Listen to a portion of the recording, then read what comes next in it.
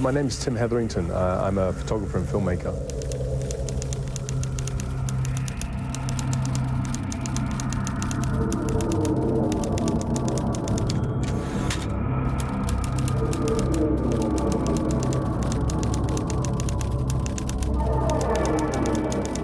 If you look at Afghanistan, the Korangal represents the sort of the extremities of the war there. 17% of all combat, not just American, but also European combat in Afghanistan takes place in the Korangal Valley.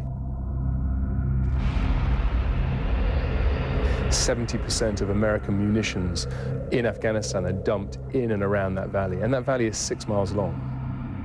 This is old-fashioned combat. They're overrunning American lines and shooting people in the head at 10 feet. Those soldiers are not from rich families. They are farming communities, and it's the hard-working, blue-collar America that feeds their sons into this military machine. I don't think I've ever experienced that kind of length of combat going on every day, and it's very draining. It's quite extreme sometimes. That is Gutierrez lying on the ground.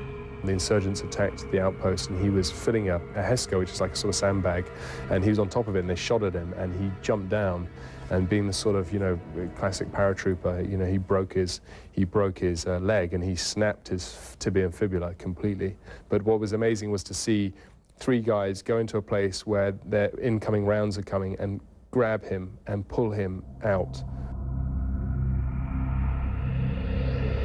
There had been a number of incidents in the fighting that had almost stirred up the hornet's nest in the valley, which had included also the accidental bombing of a civilian house with civilian deaths.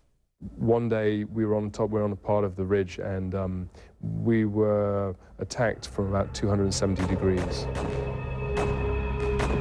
There was a guy, Sergeant Larry Rugel, who was killed instantaneously, took a bullet in the head. 2 other guys were injured. Rice was shot in the stomach, and a guy called Carl Vandenberg was shot in the arm. And the men were they were in such a state of shock.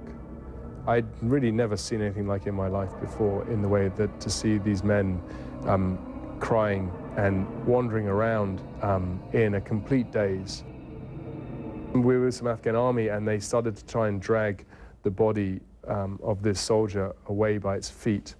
And Rayon came up and just was screaming at them, saying, you're not going to drag him out like this, out of this place. You give him some respect.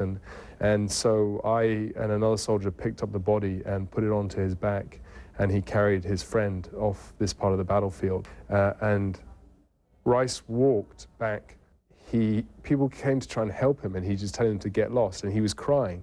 And he was crying to Vandenberg, his friends. He was so upset, saying, "I'm so sorry you got shot, I'm so sorry." He walked 200 meters unaided, and he says of fighting in Afghanistan, which makes me laugh, he says it's, growing up on a farm in Wisconsin was no less difficult than fighting in Afghanistan.